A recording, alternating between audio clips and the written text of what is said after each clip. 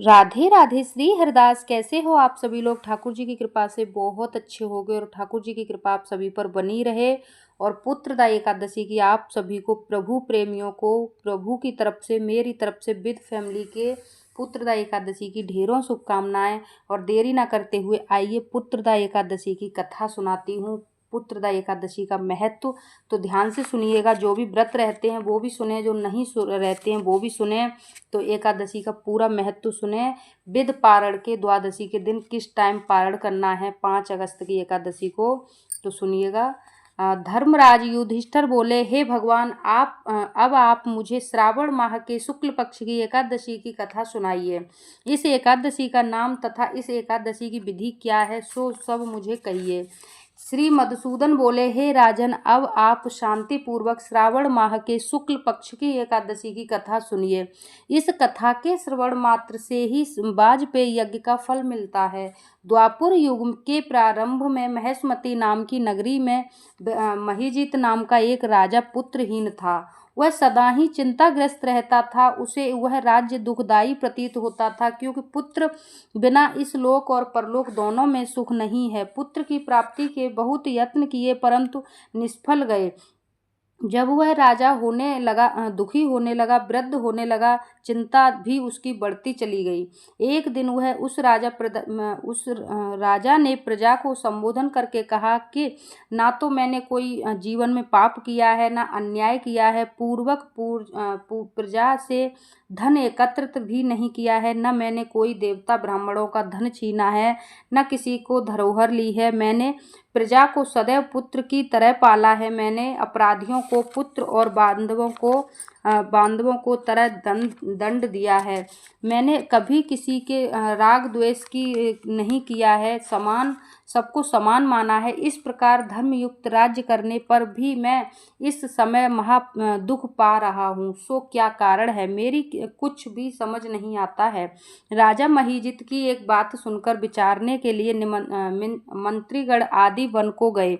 वहां वन में जाकर उन्होंने बड़े बड़े मुनियों के दर्शन किए। उस स्थान पर वयोवृद्ध और धर्म के ज्ञाता महर्षि लोमस के पास गए। उन सब ने जाकर महर्षि को यथा योग्य प्रणाम किया। उनके सन्मुख बैठ गए, विनय करने लगे, तो देव, हमारे अहोभाग्य हैं, हमें आपके दर्शन हुए। लोमस ऋषि बोले, ब्राह्मणों, आप लोगों की विनय पर हम अत्यंत प्रसन्न हैं, और आप मुझे अपने आने का कारण बताइए। मैं आपके कार्य की शक्ति के अनुसार अवश्य पूरा ही करूँगा, क्योंकि हमारा शरीर है परोपकार करना, इसमें एक किंचित मात्र के संदेह नहीं। लोमस ऋषि ऐसे वचन सुनकर सब बोले कि महर्षि जी, आप हमारी समस्त बातों को जानने को ब्रह्मा से भी अधिक महेशमती नाम की पुरी में एक महीजित नाम का एक धर्मात्मा राजा है। वह प्रजा का पुत्र की तरह धर्मानुसार पालन करता है, परंतु फिर भी पुत्रहीन है। इससे ये अत्यंत दुखी रहता है। हम लोग उस राजा की प्रजा हैं, क्योंकि प्रजा का कर्तव्य बनता है राजा के सुख में सुखी रहना और दुख में दुखी रहना। हमको उसके पुत्रहीन होने का कारण प्रतीत नहीं होता। अब जब से आपके दर्शन करे हैं, हमको पूर्ण रूप से विश्वास है कि हमारा कष्ट अवश्य दूर हो जाएगा। अतः अब आप हमको राजा के पुत्र होने का उपाय बताइए। इस पर लोमस ऋषि ने एक क्षण के लिए नेत्र बंद किए, राजा के पूर्व जन्मों का विचार करने लगे। करके बोले, हे ब्राह्मणों, यही राजा पिछले जन्म में अत्यंत निर्धन था और बुरे कर्म किया करता था। एक गांव में दूसरे गांव को घूमा करता था। एक दिन ज्येष्ठ मास की शुक्ल पक्ष की द्वादशी के दिन 2 दिन से भूखे थे। दोपहर के समय एक जलाशय पर पानी पीने गया। उसी समय की ब्याही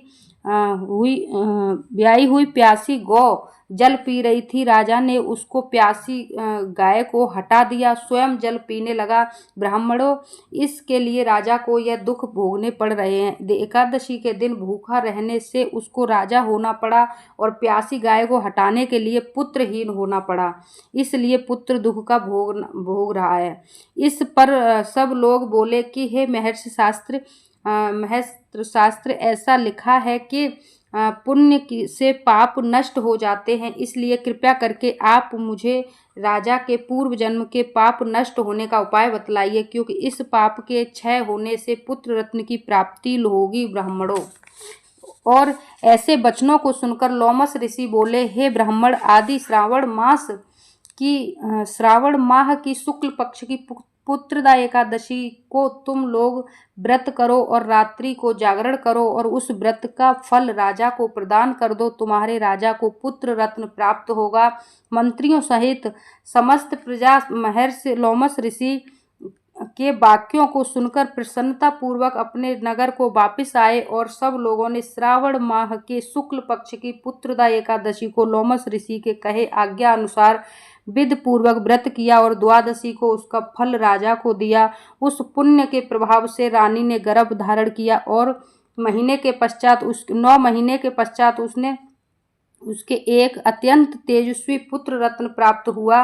हे राजन, इसलिए एक एकादशी का नाम पुत्रदा एकादशी पड़ा। जो मनुष्य पुत्र रत्न को प्राप्त करना चाहते हैं उन्हें इस एकादशी का विधि पूर्वक व्रत करना चाहिए। इस व्रत के प्रभाव से इस लोक में सुख और परलोक में स्वर्ग मिलता है। सब मिलकर बोलो पुत्रदा एकादशी मैया की जय। राधे राधे आप सभी को। तो इस तरीके से पुत्रदा एकादशी की कथा हो गई है समाप्त। जी हाँ, और आप सभी को इसी तरह न्यू जानकारी ठाकुर जी की लेनी है। ठाकुर जी का कंटेंट है, ठाकुर जी का चैनल है, तो आपको ठाकुर जी की ही जानकारी मिलेंगी। तो न्यू जानकारी लेने के लिए ठाकुर जी के चैनल को सब्सक्राइब करें। सब्सक्राइब के साथ साथ बेल आइकन प्रेस ज़रूर कर लें ताकि आपको हर छोटी बड़ी वीडियो सबसे पहले मिले। बेल आइकन प्रेस करने के लिए कुछ नहीं करना होता। जहां आप सब्सक्राइब करोगे उसी के बगल में घंटी आएगी, उस घंटी को क्लिक करोगे, उसके बाद ALL लिखा आएगा, उसको क्लिक कर दोगे, बस बेल आइकन प्रेस हो जाएगी। और बेल आइकन प्रेस करने से क्या होता है, आपको सबसे पहले हर छोटी बड़ी वीडियो सबसे पहले मिलती है, इसलिए बेल आइकन प्रेस करने को बोला जाता है।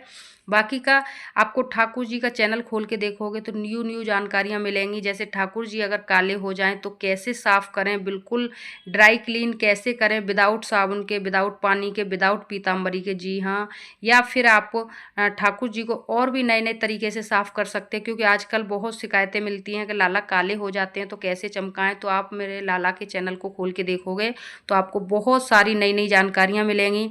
तो लाला के चैनल को सब्सक्राइब जरूर करें। और साथ में आपको वूलन की, सलाइयों की, पोशाक की मेकिंग वीडियो भी मिलेंगी। और साथ में घर में जो तुलसी मैया सूख जाती है तो उसकी माला कैसे बनाएं घर पर इजी एंड ब्यूटीफुल तरीके से, बिल्कुल आसानी से। जी हाँ, मैंने बना के बताया था। तो आप सभी को उम्मीद करती हूँ लाला के चैनल को ज़रूर सब्सक्राइब करेंगे और वीडियो को ज़्यादा से ज़्यादा शेयर करें ताकि आगे और भी कोई व्रत रहते हों तो वो भी लाला की एकादशी कथा सुन पाएँ।